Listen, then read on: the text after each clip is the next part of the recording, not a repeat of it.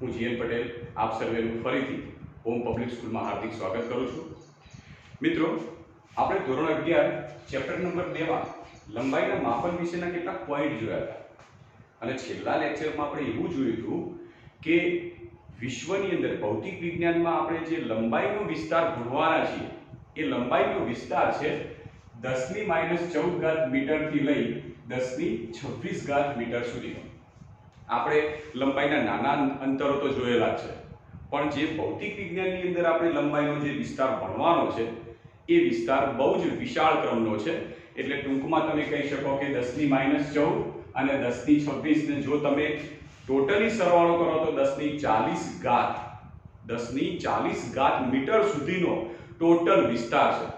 આ બાજુ 10⁻14 આ બાજુ 10⁻26 જો ટોટલ કરો તો 10⁻14 મીટર સુધી ભૌતિક વિજ્ઞાનમાં લંબાઈનો વિસ્તાર છે, જેમાં 10⁻14 મીટરની અંદર જે માપ આવશે એ છે પરમાણુની અંદર રહેલું જે ન્યુક્લિયસ છે એ ન્યુક્લિયસની ત્રિજ્યા। સૌથી સૂક્ષ્મ માપ છે ન્યુક્લિયસની ત્રિજ્યા, જેની તમે ત્રિજ્યા લેશો તો એ માપ થશે 10⁻14 મીટર।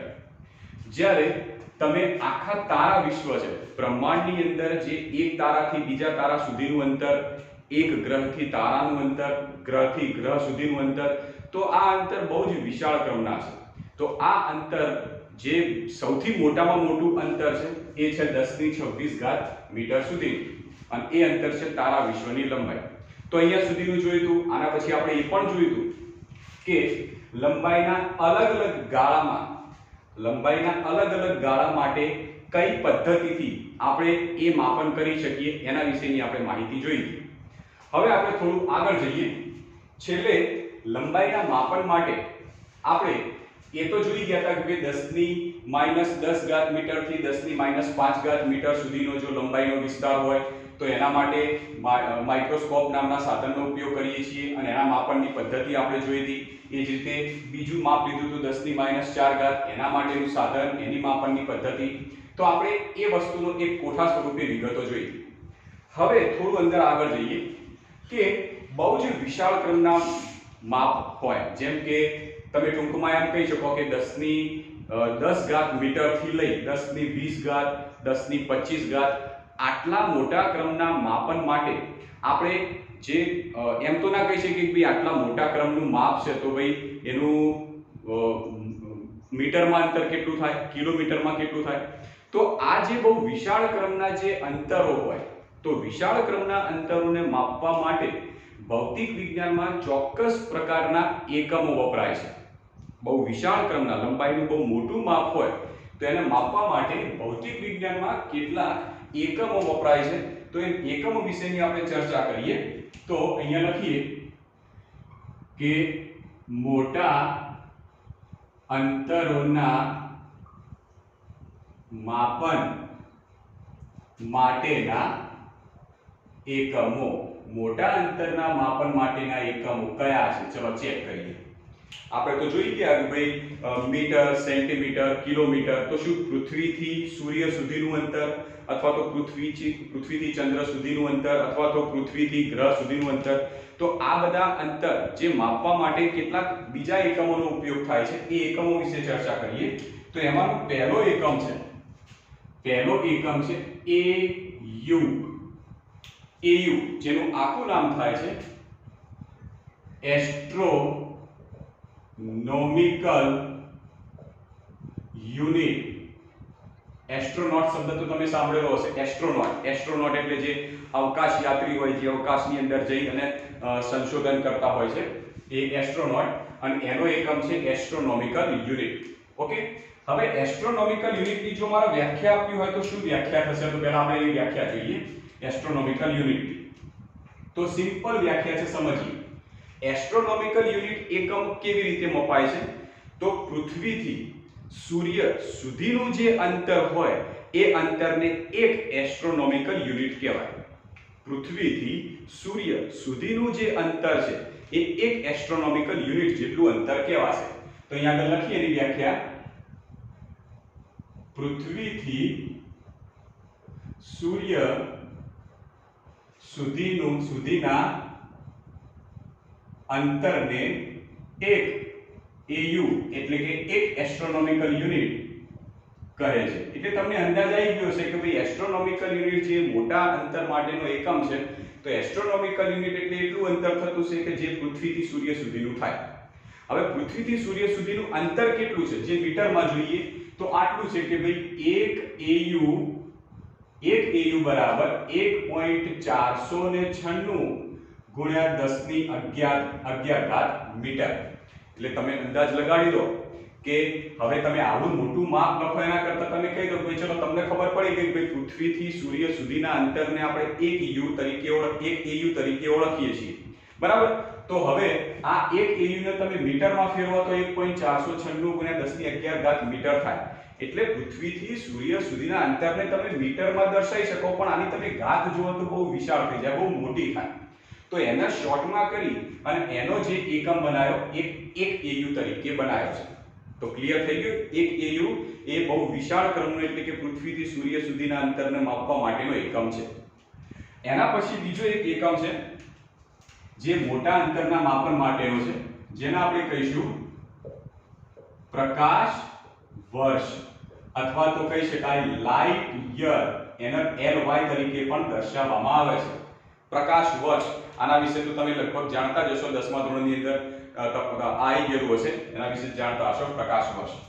ઓકે, હવે પ્રકાશ વર્ષની જો વ્યાખ્યા આપવી હોય તો શું આપી શકીએ? પ્રકાશ વર્ષની વ્યાખ્યા તો સિમ્પલ છે. પ્રકાશના કિરણે શૂન્યાવકાશમાં એક વર્ષમાં કાપેલા અંતરને એક પ્રકાશ વર્ષ કહેવાય. ફરીથી કહું છું, પ્રકાશના કિરણે શૂન્યાવકાશમાં એક વર્ષમાં કાપેલા અંતરને એક પ્રકાશ વર્ષ કહેવાશે. તો વ્યાખ્યા લખીએ કે પ્રકાશના કિરણે શૂન્યાવકાશમાં એક વર્ષમાં કાપેલા અંતરને એક પ્રકાશ વર્ષ કરે છે. ક્લિયર? એક પ્રકાશ વર્ષ એટલે પ્રકાશના કિરણે શૂન્યાવકાશમાં એક વર્ષમાં જે અંતર કાપીએ એક પ્રકાશ વર્ષ કહેવાય. મિત્રો નવાઈ લાગશે કે કેટલું મોટું મૂલ્ય થાય. તમે સિમ્પલ વિચારો કે પ્રકાશનું કિરણ સૂર્યમાંથી પૃથ્વી સુધી આવે છે ત્યાં સુધી 8 મિનિટનો સમય લગાવે છે. એટલે ટૂંકમાં કે સૂર્યથી પૃથ્વી એટલે અંતર 1.496 ગુણ્યા 1011 મીટર જેટલું અંતર કાપે છે, તો 8 મિનિટ જેટલો સમથિંગ સમય લગાવે છે, બરાબર. તો આ પ્રકાશનું કિરણ શૂન્યાવકાશમાં ગતિ કરતું જાય એક વર્ષ સુધી જે સ્થાને પહોંચે ત્યાં સુધીનું અંતરને આપણે એક પ્રકાશ વર્ષ કહીએ. કેટલું વિશાળ થશે. અને એ અંતરનું મૂલ્ય આટલું છે કે એક પ્રકાશ વર્ષ બરાબર 9.46 ગુણ્યા 1015 મીટર. તો પ્રકાશનું કિરણ એક વર્ષમાં 9.46 ગુણ્યા 1015 મીટર જેટલું અંતર કાપે છે. હવે તમારા આ જે અંતર કાપ્યું એ અંતર મેળવવું હોય, ગણતરી સ્વરૂપે મેળવવું હોય તો પણ તમે મેળવી શકો. જેમ કે તમે સિમ્પલ વિચારો કે પ્રકાશનું કિરણ છે એ શૂન્યાવકાશમાં ગતિ કરતું હોય તો પ્રકાશનું કિરણ એ વાસ્તવમાં વિદ્યુત ચુંબકીય તરંગ છે. તમે 10મા ધોરણની અંદર ભણી ગયેલા છો પ્રકાશ ચેપ્ટરની અંદર. તો પ્રકાશનું જે કિરણ છે એ વાસ્તવમાં વિદ્યુત ચુંબકીય તરંગો છે. અને વિદ્યુત ચુંબકીય તરંગો જ્યારે શૂન્યાવકાશમાં પ્રસરતા હોય ત્યારે એમનો વેગ હોય છે વેગ 3 ગુણ્યા 10⁸ મીટર જેટલો. એમનો વેગ 3 ગુણ્યા 10⁸ મીટર જેટલો હોય. એટલે કે સૂર્યમાંથી પ્રકાશ નીકળ્યો અને સીધો 3 ગુણ્યા 10⁸ મીટરથી એની ઝડપ શરૂ કરી અને ગતિ કરતો ગયો અને ક્યાં સુધી કેટલો સમય લગાડ્યો? 1 વર્ષ જેટલો. 1 વર્ષ એટલે સમય કેટલો મળ્યો? સમય બરાબર 1 વર્ષ. તો અંતર મળી જાય. વેગ અને સમય આપ્યા છે તો અંતર મળી જશે. વેગ બરાબર અંતર ભાગ્યા સમય. પણ આપણે એક કામ કરીએ કે જે વર્ષ છે ને સેકન્ડમાં ફેરવી દઈએ. કેટલા થશે? તો 1 વર્ષ બરાબર 365 દિવસ. તો 365 દિવસ મલાઈ લીધા ને. હવે દિવસના કરીએ એને કલાકની અંદર. તો એક દિવસના કલાક કેટલા હોય? 24 કલાક. અને 1 કલાકની સેકન્ડ કેટલી હશે? 3600 સેકન્ડ. તો આટલાનો ગુણાકાર કરો તો તમને શું મળશે કે 1 વર્ષના સેકન્ડ કેટલા થાય એ તમને કિંમત મળશે. 1 વર્ષના સેકન્ડ કેટલા થશે? સેકન્ડ. તો એ તમને આવી રીતે 1 વર્ષના 365 દિવસ, 1 દિવસના 24 કલાક અને 1 કલાકની 3600 સેકન્ડ. તો સેકન્ડમાં આવી ગયા. તો આટલો સેકન્ડમાં મળે. હવે મારે એક કામ કરવું છે કે આટલી કિંમત શોધવી છે. તો કયા સૂત્રનો ઉપયોગ કરીએ? તો વેગ બરાબર અંતર ભાગ્યા સમય. ધેરફોર અંતર શોધવું છે તેને કરતા બનાવો. તો અંતર બરાબર વેગ ગુણ્યા સમય. વેગ કેટલો છે પ્રકાશનો? 3 ગુણ્યા 10 ની 8 ઘાત ગુણ્યા સમય કેટલો લગાડો છે? 365 ગુણ્યા 24 ગુણ્યા 3600. અને આનો તમે જવાબ લાવશો, ગણતરી કરશો તો તમને જવાબ મળશે 9.46 ગુણ્યા 10 ની 15 ઘાત મીટર. કે જે આપણે અંતરનું મૂલ્ય લખ્યું હતું 1 પ્રકાશ વર્ષનું મીટરમાં, એટલી તમને કિંમત મળશે. ક્લિયર? ઓકે. હવે આના પછી જે છે એ અંતરનો મોટો એકમ છે એ આ પ્રમાણેનો છે. ત્રીજા નંબરનો એકમ પારસેક. પારસેક. તો ત્રીજો મોટો એકમ, મોટા અંતરના માપન માટેનો ત્રીજો એકમ છે પારસેક. હવે પારસેક એ શબ્દની વ્યાખ્યા આપણે સમજવા માટે એક આકૃતિ લઈને સમજવાનો પ્રયત્ન કરીએ. માની લો કે એક AU જેટલું અંતરનો એક ચાપ લઈ લઈએ. સમજી લેજો, એક AU એટલે 1.496 ગુણ્યા 10 ની 11 ઘાત મીટર હોય એવડો મોટો એક ચાપ લઈ લઈએ. ચાપના જે બે અંત્ય બિંદુઓ હતા એ અંત્ય બિંદુઓમાંથી પસાર થતી રેખાઓ દોરીએ. આ પસાર થતી રેખાઓ ત્યાં સુધી લંબાઈએ, ત્યાં સુધી જવા દઈએ કે જ્યાં એનો ખૂણો 1 ડિગ્રીનો ના મળે ત્યાં સુધી. ફરીથી કહું, શું કર્યું આપણે કે આ જે ચાપ છે એ ચાપનું અંતર છે 1 AU.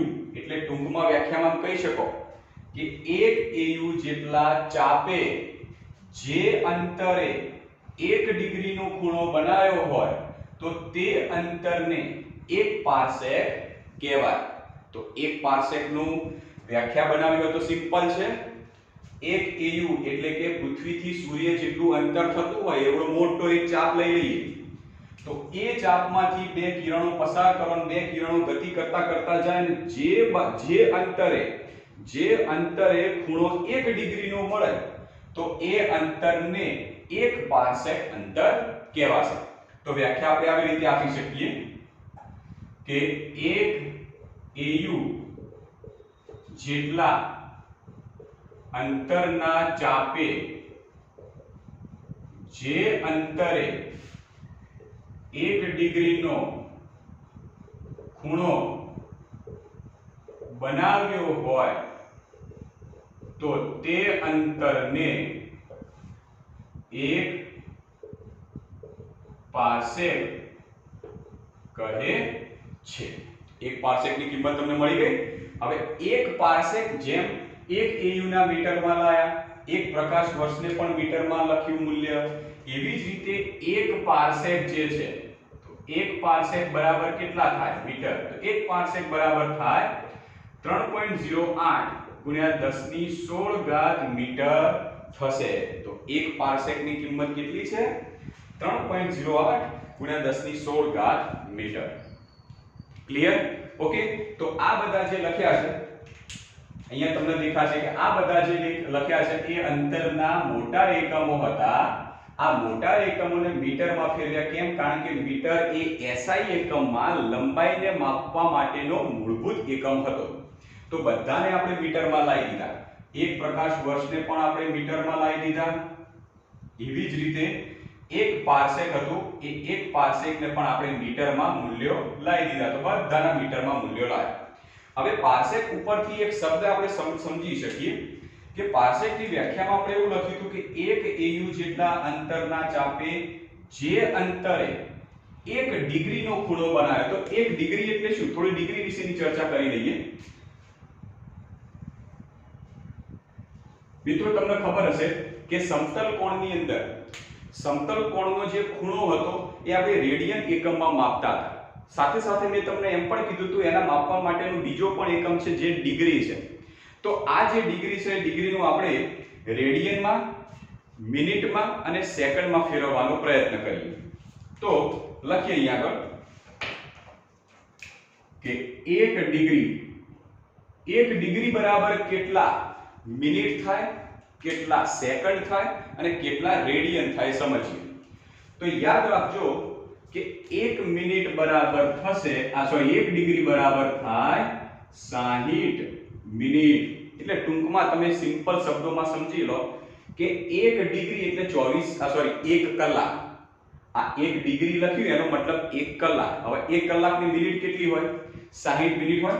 તો 60 મિનિટ. હવે મિનિટને આપણે જ્યારે ફિઝિક્સમાં દર્શાવીશું તો ઉપર આવું ડેશ કરીને દર્શાવીશું તો 60 કળા. કળા એટલે મિનિટ. તો 60 1 ડિગ્રીની 60 મિનિટ એટલે 60 કળા. હવે જે 60 મિનિટ છે, હવે ખબર છે કે 1 કલાકની 60 મિનિટ થાય તો 1 કલાકના સેકન્ડ કેટલા થાય? 1 કલાકની જો 60 મિનિટ તો 1 કલાકના સેકન્ડ કેટલા થશે? તો 1 કલાકના સેકન્ડ થાય 3600 સેકન્ડ. અને સેકન્ડને આપણે ડબલ કળાની અંદર દર્શાવીશું. હવે આને રેડિયનમાં ફેરવીએ. જે આપણે સમતલ કોણની અંદર લીધું હતું તો 1 ડિગ્રીના રેડિયન થાય પાઈ ભાગ્યા 180 રેડિયન. 1 ડિગ્રીના રેડિયન થશે પાઈ ભાગ્યા 180. આ સંબંધ આપણે યાદ રાખવાનો છે. આના ઉપરથી આપણે એક દાખલો ગણીએ. ફરીથી કહું છું કે 1 ડિગ્રી બરાબર 60, 1 ડિગ્રી બરાબર 60 કળા, અથવા તો તમે સેકન્ડમાં કહો તો 3600 સેકન્ડ અથવા તો 3600 ડબલ કળા, અને રેડિયનમાં થશે પાઈ ભાગ્યા 180. એક દાખલો લઈએ કે નીચેના મૂલ્યોને રેડિયનમાં ફેરવો. નીચેના મૂલ્યોને રેડિયનમાં ફેરવો. તો ચલો પહેલી કિંમત લઈએ. પહેલી કિંમત છે 1 ડિગ્રી. હવે 1 ડિગ્રીને આપણે રેડિયનમાં ફેરવવું છે તો સિમ્પલ છે કે ભાઈ હમણાં જોઈએ પ્રમાણે કે 1 ડિગ્રીના રેડિયન થશે 1 ડિગ્રી બરાબર પાઈ ભાગ્યા 180 રેડિયન. આ તો વસ્તુ આપણે સિમ્પલ હમણાં સૂત્રમાં જ જોયું. બીજું લઈએ કે માની લો કે કિંમત તમને આપી છે કે 1 મિનિટ, કળાનો મતલબ થાય મિનિટ, તો 1 મિનિટના કેટલા રેડિયન થશે? તમને સીધું તો ખબર પડી ગઈ ભાઈ 1 ડિગ્રીના રેડિયન થાય પાઈ ભાગ્યા 180. પણ જો 1 મિનિટ હોય તો 1 મિનિટના કેટલા રેડિયન થશે? તો સૌથી પહેલું કામ તમારે કરવું પડશે મિનિટનું ડિગ્રીમાં ફેરવવાનું. તો સૂત્ર જાણીએ છીએ કે 60 મિનિટ બરાબર 1 ડિગ્રી. તો આપણે કેટલા મિનિટ માટે શોધવાનું છે? 1 મિનિટ બરાબર કેટલા ડિગ્રી થાય? Therefore 1 ગુણ્યા 1 ભાગ્યા 60. તો આટલા કેટલા થયા? આટલા થયા ડિગ્રી. બરાબર. હવે ડિગ્રી મળી ગયા તો ડિગ્રીના સીધા રેડિયનમાં કરો. તો હવે બીજું નીચે બીજી ત્રિરાશી મૂકો કે 1 ડિગ્રી બરાબર પાઈ ભાગ્યા 180 રેડિયન. Therefore 1 ભાગ્યા 60 ડિગ્રી બરાબર કેટલા રેડિયન? તો કેટલા થશે? ચેક કરીએ. આ બંનેનો ગુણાકાર ભાગ્યા 1.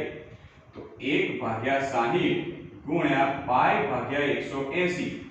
આનો તમે જવાબ લાવશો તો તમને જવાબ મળશે. એનો તમે ગણતરી કરશો, જ્યાં પાઈની તમે કિંમત લઈ લો 3.14. તો 1 ભાગ્યા 60 ગુણ્યા 3.14 ભાગ્યા 180. તો આનો તમને જવાબ મળશે 2.91 ગુણ્યા 10 ની -4 ઘાત. 2.91 ગુણ્યા 10 ની -4 ઘાત રેડિયન. તો વિચારો 1 કળા અથવા તો 1 મિનિટ બરાબર થશે 2.91 ગુણ્યા 10 ની -4 ઘાત રેડિયન. ચલો પછી ત્રીજી કિંમત લઈએ કે 1 ડબલ કળા. 1 ડબલ કળાનો મતલબ થાય 1 સેકન્ડ. હવે 1 સેકન્ડના કેટલા રેડિયન થશે એ આપણે જોઈએ. તો સૌથી પહેલા સેકન્ડને તમે ફેરવી કાઢો ડિગ્રીમાં. તો સેકન્ડને ડિગ્રીમાં ફેરવવું હોય તો જાણીએ છીએ કે ભાઈ 3600 સેકન્ડ બરાબર 1 ડિગ્રી. Therefore 1 સેકન્ડ બરાબર કેટલા? તો તમને જવાબ શું મળશે? 1/3600 ડિગ્રી. આ તમને ડિગ્રી મળી ગયું. હવે ડિગ્રીને આપણે ફેરવીએ સીધા રેડિયનમાં, તો જાણીએ છીએ કે 1 ડિગ્રી બરાબર π/180 રેડિયન. ધેરફોર 1/3600 ડિગ્રી બરાબર કેટલા રેડિયન? ચલો ગુણાકાર કરો તો આ બંનેનો ગુણાકાર ભાગ્યા 1, તો 1/3600 ગુણ્યા π/180. પાઈ ની કિંમત તમે લેશો 3.14 છેદમાં 3600 ગુણ્યા 180. અને આનો તમે જવાબ લાવશો તો જવાબ મળશે 4.85 ગુણ્યા 10 ની માઈનસ 6 ઘાત. 4.85 ગુણ્યા 10 ની માઈનસ 6 ઘાત રેડિયન. તો મળી ગયા. આવી રીતે કોઈ પણ મૂલ્ય આપ્યું હોય, ચાહે મિનિટમાં હોય કે ડિગ્રીમાં હોય કે પછી સેકન્ડની અંદર હોય, તો સૌથી પહેલા દરેકે દરેક મૂલ્યને આપણે ડિગ્રીમાં કન્વર્ટ કરી દેવાનું. એના માટે આ સંબંધ યાદ રાખવાનો. એના પહેલા તમે ડિગ્રીમાં ફેરવી કાઢો. ડિગ્રીમાં ફેરવ્યા પછી આપણે જાણીએ છીએ કે ભાઈ 1 ડિગ્રીના આટલા રેડિયન થાય, તો તમને જે ડિગ્રી મળ્યા હોય તો એના બરાબર કેટલા રેડિયન, ગુણાકાર કરશો તો તમને જવાબ મળી જશે. તો આ છે આપણું ઉદાહરણ નંબર 1. આવી રીતના બીજા પણ દાખલા આપણે ગણીશું, જે નેક્સ્ટ લેક્ચરમાં ગણીશું. તો આટલા સુધીનું આજે જે ચાલ્યું છે એનું બરાબરનું મનોમંથન કરવાનું છે, સમજવાનું છે, અને આના પછી જે આપણે ભણીશું એ આના ઉપરના બેઝનું